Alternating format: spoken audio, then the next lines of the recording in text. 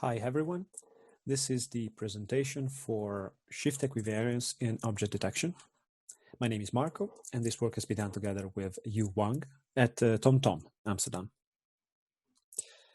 In this work, we want to analyze the robustness of modern object detectors to small image translations. For example, let's take the image with the cat here. We can run an object detector on it, get this prediction as an output. And then we can translate that same image. For example, here is 0 padded. And what we expect from the ideal detector. We expect the same box with the same confidence, just shifted accordingly. This would be a perfectly shift equivariant detector. Shift invariance, as we studied before in the literature. Here we show two recent works that try to measure the shift invariant properties of CNN-based classifiers.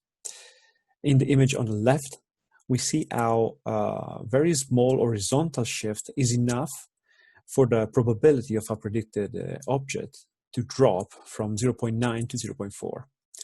A similar conclusion can be drawn from the image on the right, where a diagonal shift is applied. However, it is not clear how this translates to object detection and how we can measure this. Here we list a few relevant differences between object detection and classification. First of all, architecture. In object detection, classification and regression heads are added on top of a backbone.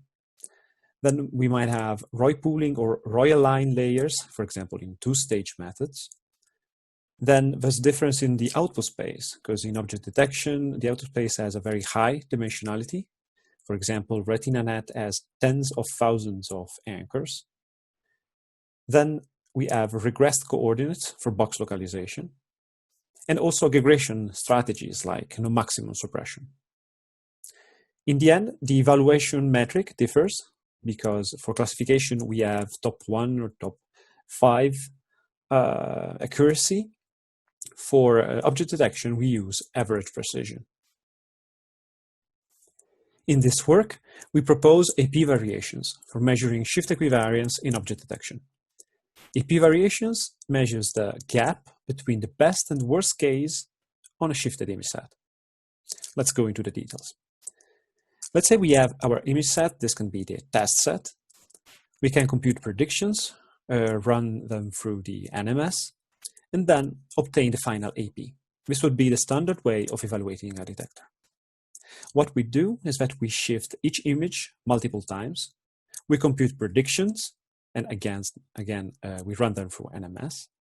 And what we can then do is to select the best shift for each image that would lead to the best possible AP, and the worst shift per image that leads to the worst AP. AP variations is thus computed as the difference between these two. The problem is that we would need to evaluate every possible combination of shifts. To give an idea, for COCO, for the validation set that is 5,000 images, in a maximum shift of only 1 pixel that leads to 4 possible shifts per image, that would be 2 to the power of 10,000 AP computations. So this is clearly unfeasible, and that's why we propose a greedy algorithm that iteratively finds the best and worst shift for each sample while keeping fixed the solutions for all the others. The algorithm starts by selecting the first shift for each sample. Then it iteratively finds the best shift for each image, so the shift that leads to the highest overall AP, one sample at a time. This procedure can be repeated k times. Now the number of AP computation becomes manageable, also for large-scale datasets like COCO.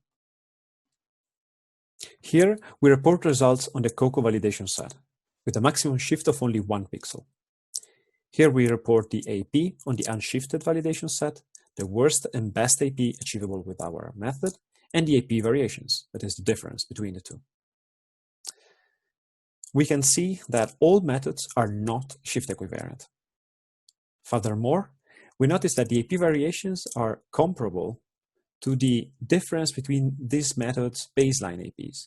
So this means that 1 pixel is enough to change what we might think is the state-of-the-art method between these. Then we can also see that the best AP is much higher than the baseline AP, leading to the possibility of leveraging shift variance to improve object detection performance. The table shows results for 1 pixel shift, but what happens if you increase the shift range? This graph shows the results for RetinaNet on a random set of 100 validation images for increasing shifts from 1 to 15.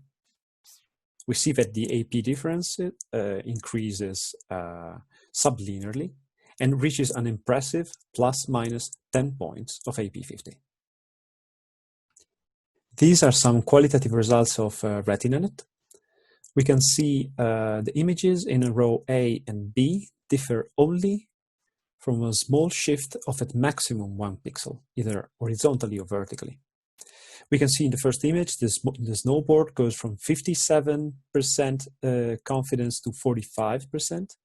The cow at the centers, the cows on the right, are found with varying confidence and also varying localization accuracy. Then in the last column, we can see the elephant on the right is once is predicted as an elephant and then is predicted as a cow. This only with a 1 pixel translation. We go on with the experiment by trying to alleviate the problem of shift variance. Here we apply blur pool to the backbone of RetinaNet and FasterCNN. Blur pool is a technique that is meant to alleviate the aliasing effect that downsampling operations have on features. In practice, blur pool adds a layer, blur layer, that applies a 3x3 or a 5x5 Gaussian kernel in order to smooth the feature before the downsampling operation. This has been proposed as a solution to shift the variance for classifiers.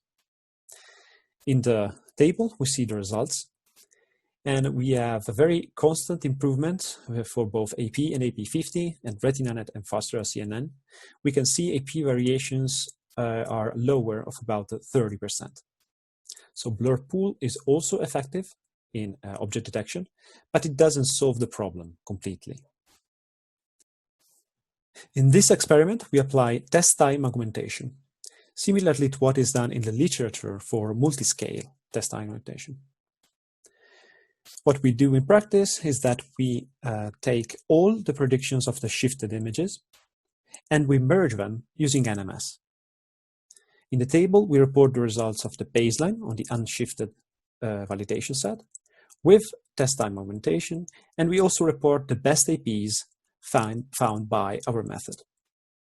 We can see that specifically for CenterNet, the improvement with test time augmentation is quite noticeable. That kind of it's in between the baseline performance and the best achievable APs by selecting the best shifts. So this proves that test time augmentation is able to leverage the variance in the predictions to actually obtain higher accuracy. To conclude, we propose the shift equivariance metric for object detectors, AP variations. We show how the modern object detectors, no matter if one stage or two stage, anchor-based or anchor-free, are sensitive to even a 1 pixel shift to the input images. We investigated several ways to alleviate the problem, and we showed that they are only a partial solution to shift variance. In the end, we highlighted that shift variance could be actually leveraged to improve object detection performance. Thank you for listening.